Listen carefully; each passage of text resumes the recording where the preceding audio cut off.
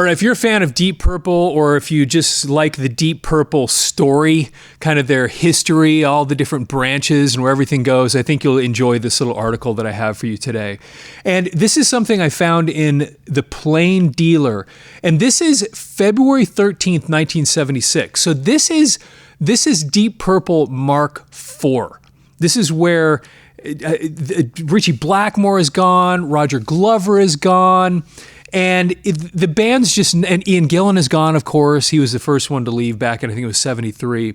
And the band is not the same band anymore. As a matter of fact, this is the album that was out when this article was being written. And this is the album called Come Taste the Band. This was the last thing that they put out as Deep Purple prior to the comeback when they reformed Mark II in 1984 and put out Perfect Strangers. And I got to be honest with you, I went and grabbed this just before I started recording, just because I knew we had this in the collection. To be honest with you, I couldn't say anything intelligent about this album.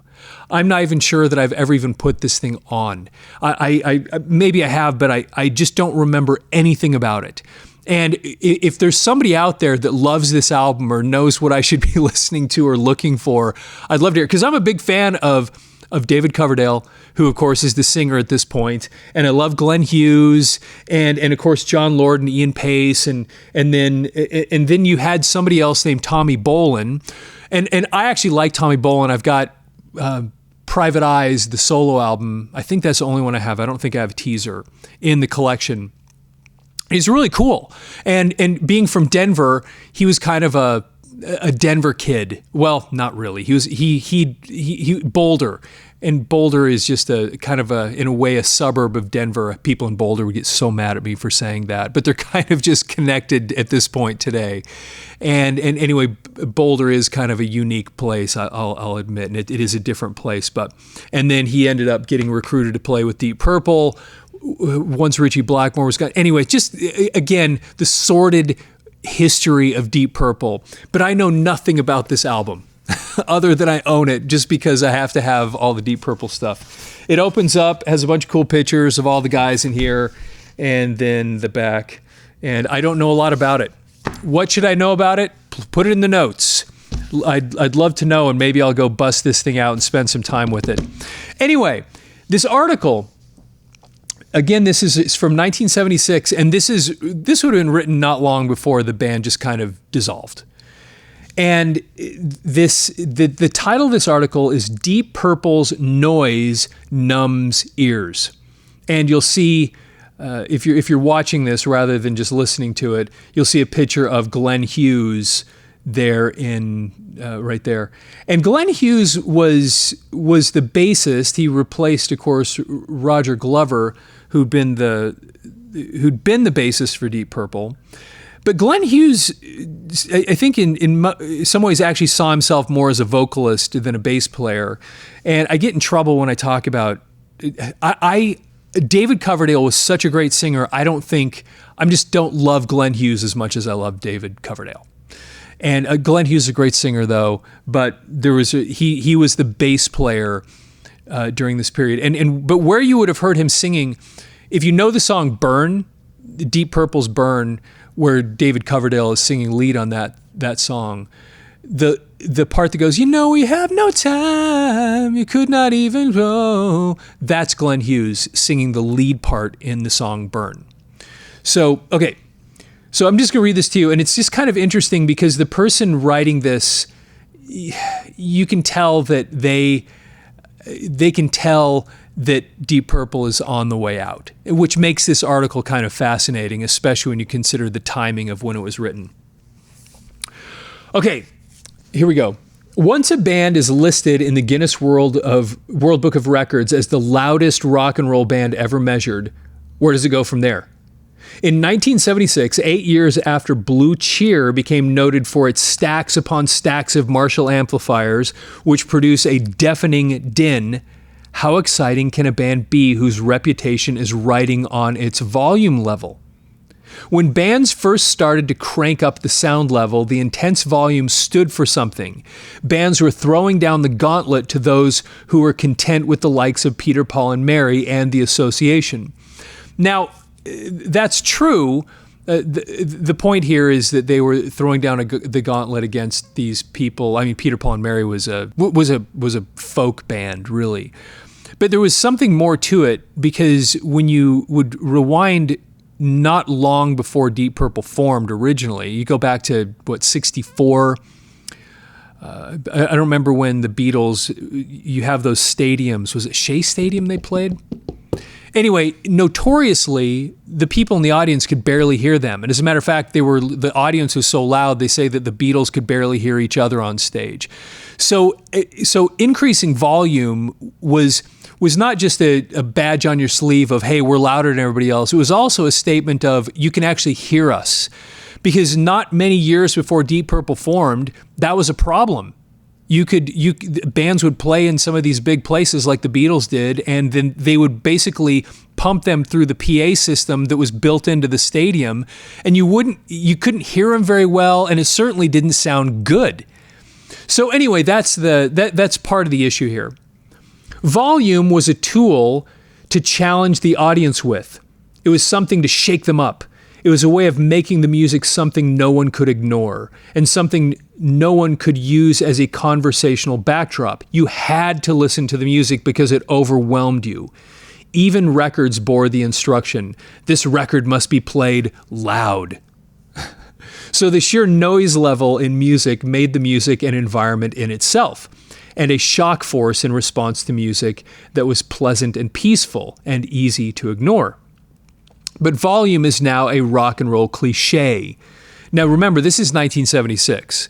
So that's kind of important when you get back to what I was talking about a minute ago. The importance of being able to create something that was loud enough for everybody to hear was long gone at this point. Bands have been loud for a decade, and an endless stream of newspaper stories has tisked this by attempting to prove that all of today's younger generation is going deaf.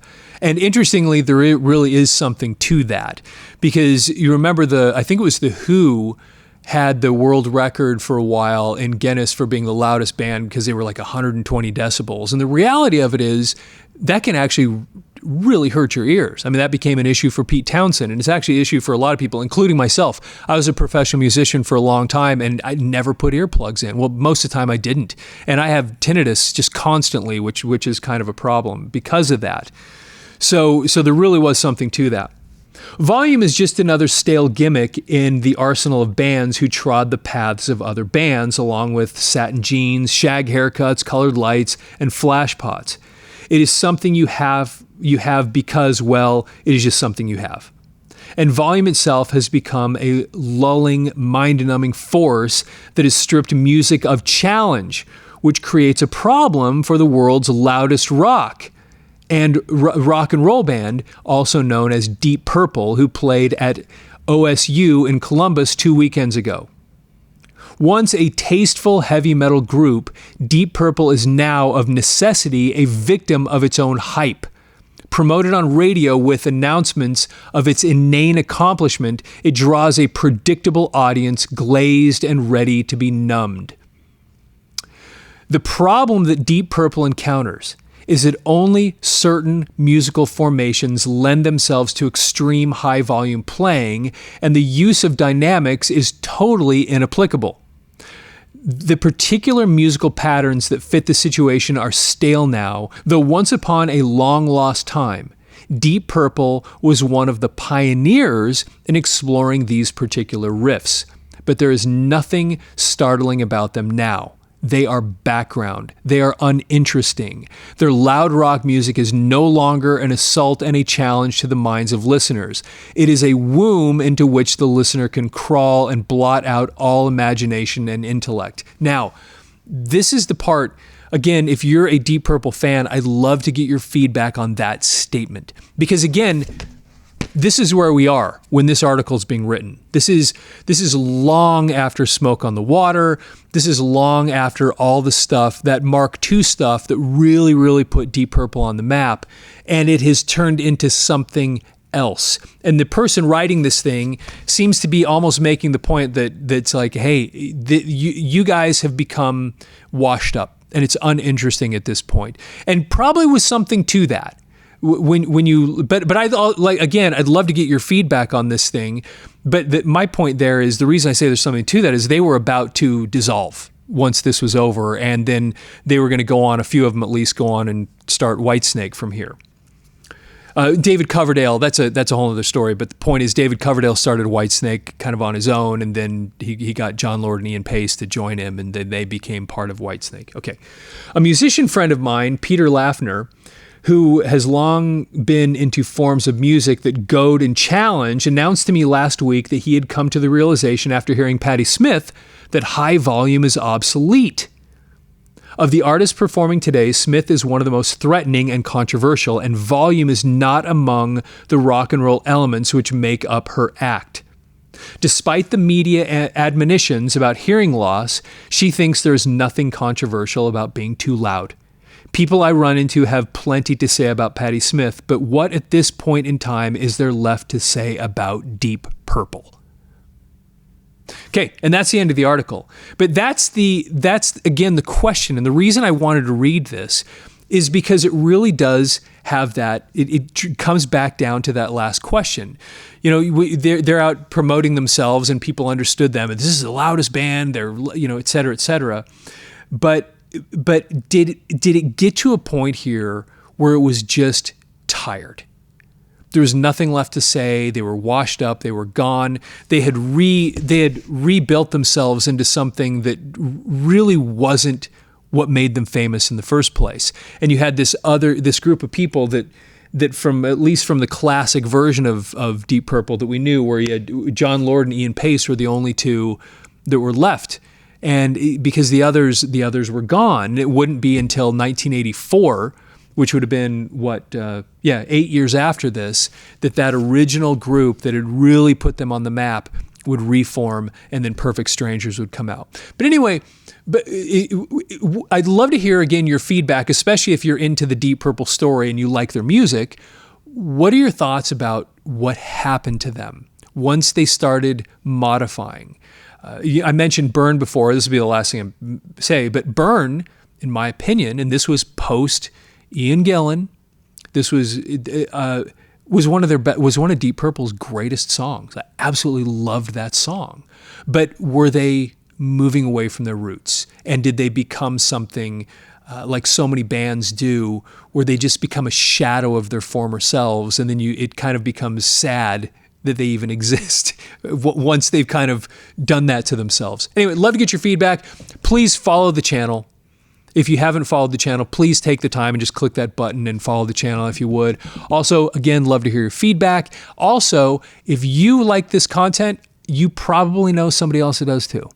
And so post some of this stuff on your Facebook feed or Twitter, or wherever you happen to be, because there's other people that are going to be interested in this kind of thing as well. And of course, like the video. And as always, have yourself a fantastic day.